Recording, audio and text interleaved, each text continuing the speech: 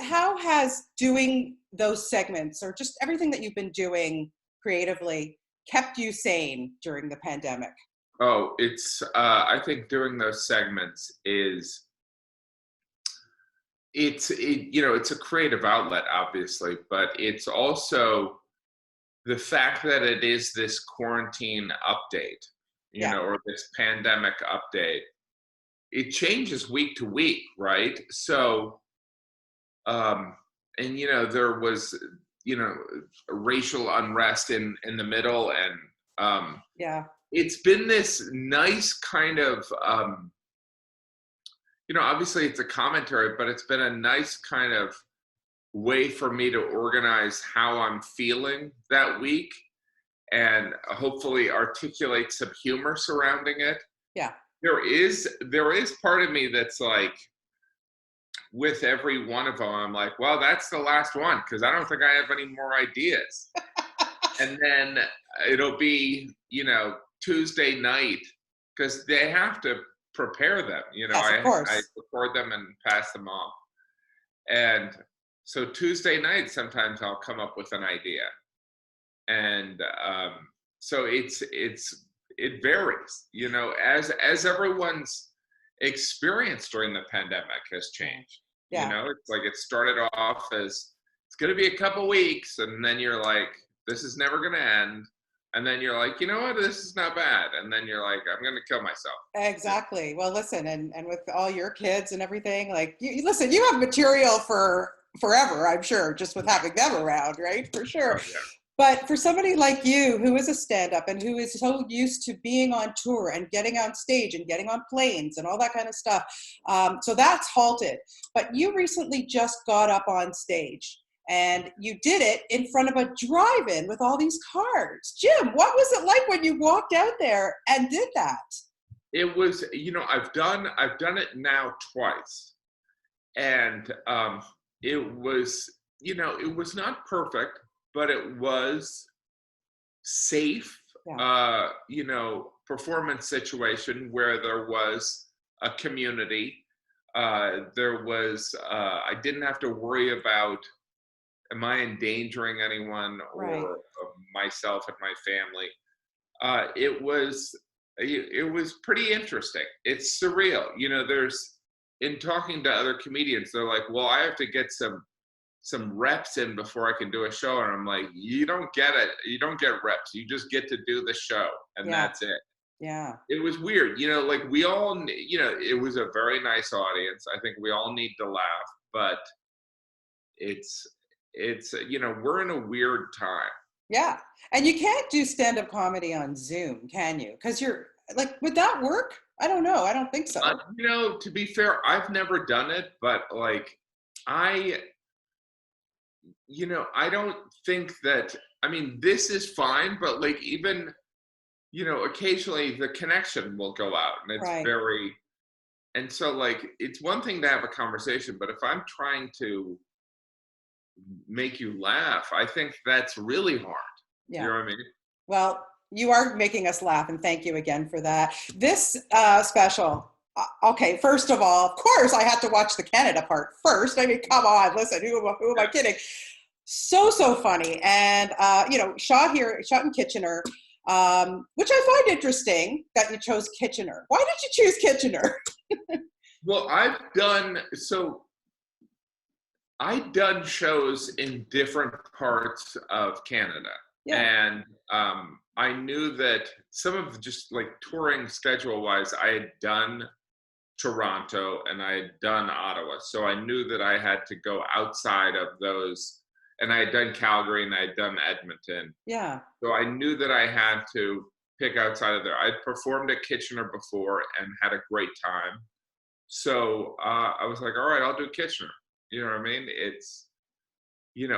I knew that I could get two shows. I knew that I could get a great audience. I mean, I feel like, all of Canada, Canada, there's so many stereotypes that Canadians get tired of, but like the stereotype that you guys never complain about is that you're amazing comedy audience. Yeah. There's a love of comedy in Canada. Well, look at all the comedians that have come out of this great country too. I mean, Yeah, it's yeah, endless, right?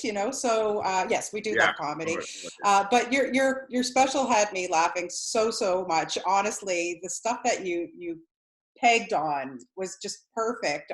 Things I never even thought of, and I'm like, yeah, he's right, 100%. Like, did you get a lifetime supply of Tim Hortons after two? It's a lot of that material. I've unlike Spain and I also did one in Asia. I've been visiting Canada off and on, Yeah. but Well, you're so I close think too. I'm Yeah. doing material. Like, I think a lot of those Tim Horton jokes may be a week old. So some of these jokes, like I know the Canadian Tire store, that's really new. The joke Yeah. about that. Yeah. So we'll see. Hopefully the Tim Hortons people like it. I think they will. I think you're going to get some gift cards for you and your family. Oh, I'm pretty convinced about that. When you're doing these specials, Jim, and you have these different audiences. So let's say you have the one in Spain, you have the one in Canada. What do you find the biggest differences between the audiences? oh, there's things that, and I'm talking generally about cultures. Generally, different cultures are sensitive about certain things. Yeah. So the Spaniards, and that's not to say that you don't talk about it. It's just being mindful that it is a tender topic. Right. So being, the Spaniards are very tender and sensitive about this, understandably, the Spanish Civil War. They're very sensitive about that. But I'm also not presenting myself as an expert on Canada or Spain. But No, I of would course say, not. Canada has also, there's this rugged independence and an exhaustion of being compared to America. So you have to be mindful of that. You have to be mindful that the stereotype of Canadians being known as nice kind of makes Canadians bristle, I think. And I'm generalizing here, but and Canadians are very protective of hockey. You know Yes, what I we mean? are. Yes, we are. Like, you can make fun of Tim Hortons, but like, if you're talking about hockey, you better be respectful. Like, I never could make a joke, but like, the only time you'll see nationalism out of Canadians is during the Winter Olympics and the hockey. Yeah. That's where I've seen my Canadian friends. They're like, this isn't, like, they don't enjoy it. Yeah. They watch it with fear. Absolutely. Big stress. Yeah. It's high anxiety. Yeah. Listen, talking about Canada, Jim, I think you're going to become one of our hottest movie stars here. So first of all, you just have a movie that came out with Josh Hartnett that you shot here. How did that all come about? That's amazing.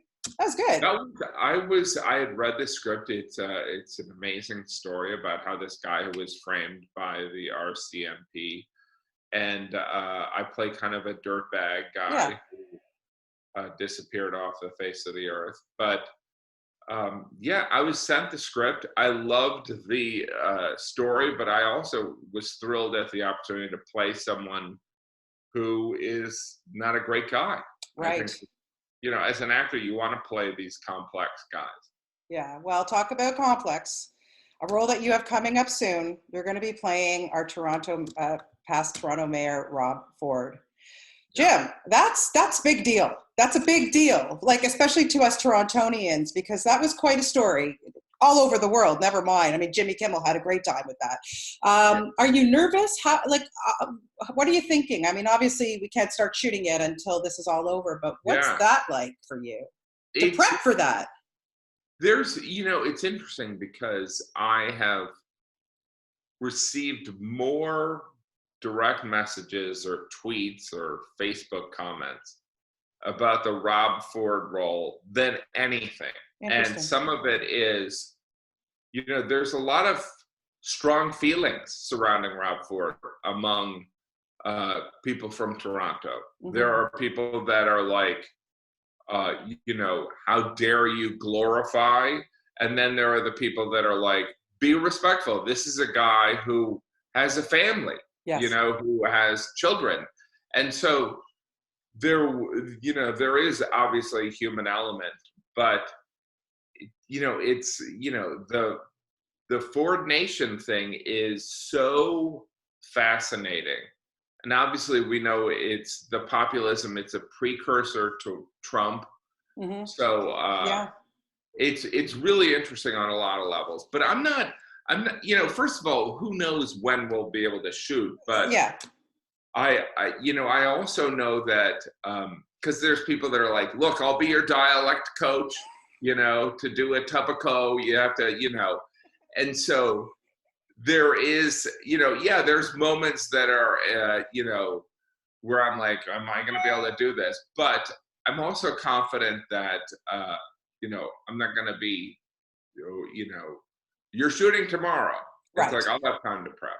Yeah. Oh, yeah. Well, listen, I really do look forward to you tackling that. I think you're going to do a really good job. I really do. And I just want to thank you again for everything. You just really have brightened up my pandemic, honestly. And this tour, like the special on Amazon, you're also releasing an album at the same time, where on the cover you have a horse's body, a Centurion.